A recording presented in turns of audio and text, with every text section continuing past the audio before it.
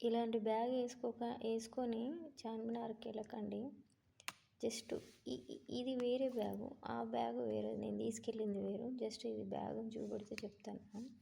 అది ఇట్లా బటన్ అంటే పైకి వచ్చేస్తుంది, ఇట్లా పైకి వచ్చేసి ఇట్లా డబ్బులు వీళ్ళకెళ్ళి తీసేసుకోవచ్చు. అది ఎట్లుంటుంది అంటే పౌచ్ ఇక్కడ ముందు ఇట్లా ఉంటుంది.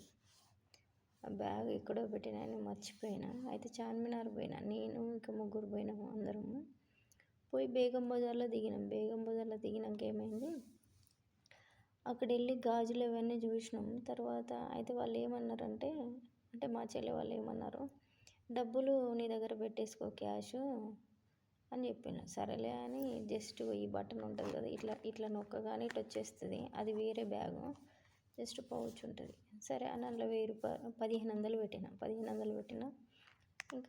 ఇంకా ఆన్లైన్లో ఉన్నాయి. సరేలే అని ఇక పోతూ ఉన్నాం. పోతూ ఉంటే బాగా దాహం అవుతుంది అనేసి అక్కడ ఒక బండి ఉన్నది, ఏంటి నిమ్మరసంది. సరే నిమ్మరసం తాగుదాం కదా అని పోయినాం. పోగానే అక్కడ ఏమైంది, 3 నిమ్మరసం వేయమని అంటే ఇచ్చిండు ఆయన. ఇస్తే మేము అక్కడ ఉండి అది చేస్తూ ఉన్నాడు. అంతలోకి ఏమైందంటే ఒక ఇద్దరు బురక వేసుకొని వచ్చిండు. అంటే తప్పుగా అనుకోకండి. వచ్చేసి ఏం చేసిండ్రు అంటే, నేను ఈ బ్యాగ్ అనేది ఇది ఉంటుంది కదా సైడ్కి వేసుకున్నా, ఈ సైడ్కి ఉంటుంది బ్యాగ్ ఇట్లా. అయితే వచ్చేసి వాళ్ళు ఏం చేసిండ్రు, నా వెనకాల ఆనుకొని ఒక ఆమె ఉన్నది, పక్కన ఇంకొక ఆమె ఉంది. ఏం అడుగుతుంది, నా భుజం మీద తలలాగా వస్తుంది కదా అట్లా పెట్టేసి, ఇదేంటిది అని అంటారు. అంటే ఆ బండి మీద నిమ్మకాయలు ఉన్నాయి, పసుపు కొమ్ములు ఉన్నాయి, పచ్చి పసుపు. మమ్మల్ని అడుగుతుంది ఏంటిదని. ఆయనను అడగట్లేదు, ఆయన చూస్తాడు వీళ్ళని చూస్తాడు కానీ సపోర్ట్ చేయట్లేడు, నిమ్మకాయ రసం చేస్తాడు. ఇక మా పక్కన ఉన్న వాళ్ళు ఏం చేసిండ్రు, చెప్పిండ్రు అన్నట్టు, అదేం లేదు పసుపు కొమ్ము అది అని చెప్తే, నేను కూడా వాళ్ళకి తెలుగు రాదు కదా అనేసి హిందీలో చెప్తాను నేను, అది హల్దీ అని చెప్పిన. సరే అవునా అనేసి అన్నారు. నన్ను మాటలలో పెట్టిండ్రు, వాళ్ళని అటు మాటలలో పెట్టేసిండ్రు. మెల్లిగా ఈ బ్యాగ్ని ఇట్లా అన్నారు. అంటే నాకు నా వెనకాల ఉన్నారు కదా, మనం ఆడవాళ్ళమే కదా అని అంత గమనించాం.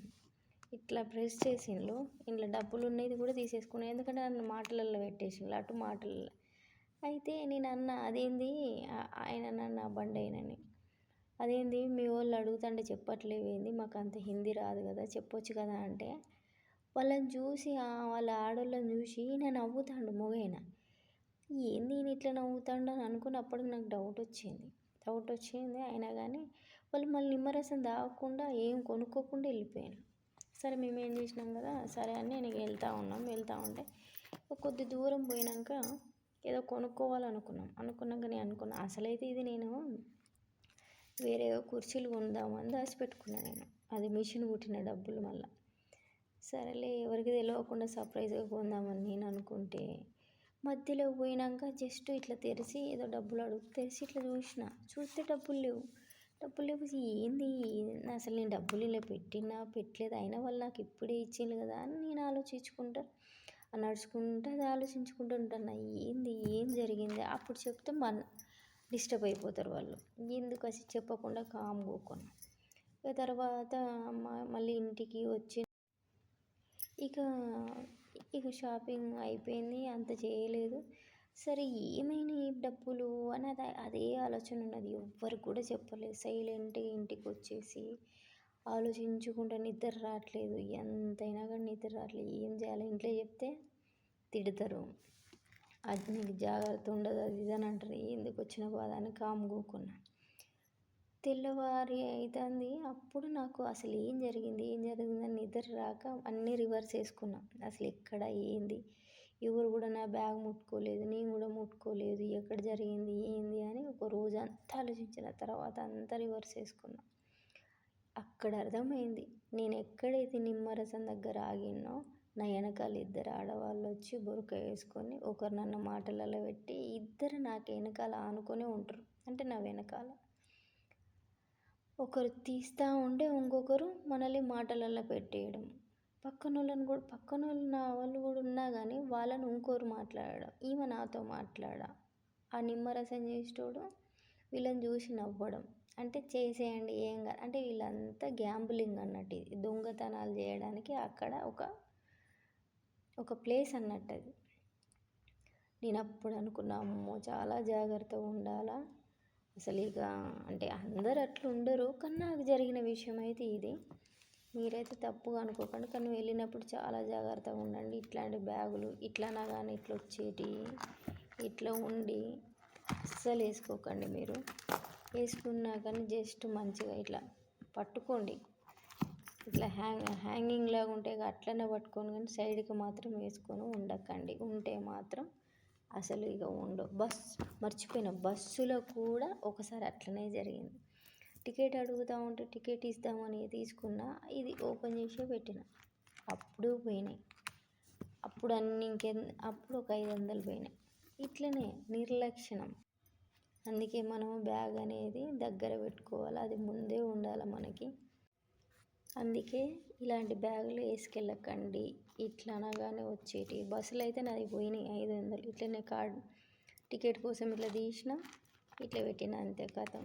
ఇట్లా తీసుకున్నారు, వెళ్ళిపోయాను. అందుకే మీరు ఎప్పుడైనా బయటికి వెళ్ళేటప్పుడు చాలా జాగ్రత్తగా ఉండండి. బ్యాగులతో జాగ్రత్త దగ్గర పెట్టుకోండి. ఇట్లాంటివి మాత్రం జాగ్రత్తగా ఇలాంటివి తీసుకుపోయినా కానీ మంచిగా ఇట్లా పట్టుకొని ఉండండి. ఎందుకంటే మనం షాపింగ్ చేస్తాంటే అన్నీ మర్చిపోతాంటాం, ఎవరు ఎటు ఉన్నారు. ఆ ఐటమ్స్ చూసుకుంటూనే ఉంటాం, అబ్బాయి బాగున్నాయి అవి బాగున్నాయి అని. అవి మర్చిపోతాం. వాళ్ళు కూడా మన చుట్టుపక్కల ఉన్న వాళ్ళు కూడా మాటలలో పెడతారు, కథం పోతాయి. నేనైతే మస్తు బాధపడ్డా, ఏంది ఇట్లా పోయినాయి అని. ఎందుకంటే కష్టపడ్డ పైసా పోతుంది, అది ఘోరంగా అనిపిస్తుంది. జాగ్రత్తగా ఉండండి. అది ఎక్కడైనా సరే జాగ్రత్త. థ్యాంక్ యూ ఇంతసేపు నా ముచ్చటినందుకు. అలాగే అట్లనే లైక్ చేయండి, సబ్స్క్రైబ్ చేయండి. అది మీకు ఇష్టమైతేనే సపోర్ట్ చేయండి ప్లీజ్. Bye, thank you.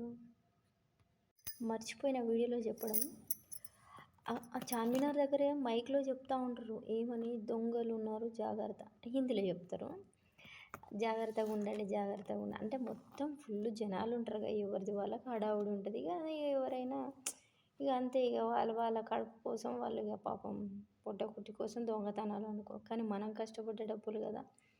అసలు చాలా జాగ్రత్తగా ఉండాలి. నేనైతే చాలా ఇదైనా అసలు ఎన్ని రోజులు నేను దాచిపెట్టుకున్నాను. అట్లనే నాకు డబ్బులు అనేది ఖర్చు పెట్టాను. అట్లనే ఆ నోట్లు ఉంటాయిగా, మంచిగా దాచిపెట్టుకొని ఉంటా. అంటే ఎట్లా జరిగిందంటే, పిసినారి అదే పసిడి దాస్తే పోతే చూసినాం, అదొక శాస్త్రం, ఆ టైప్ అయిపోయింది అది. నవ్వుకున్నారు వీళ్ళైతే ఇంట్లో వాళ్ళు, మంచి పని అయిందా నీకు అని.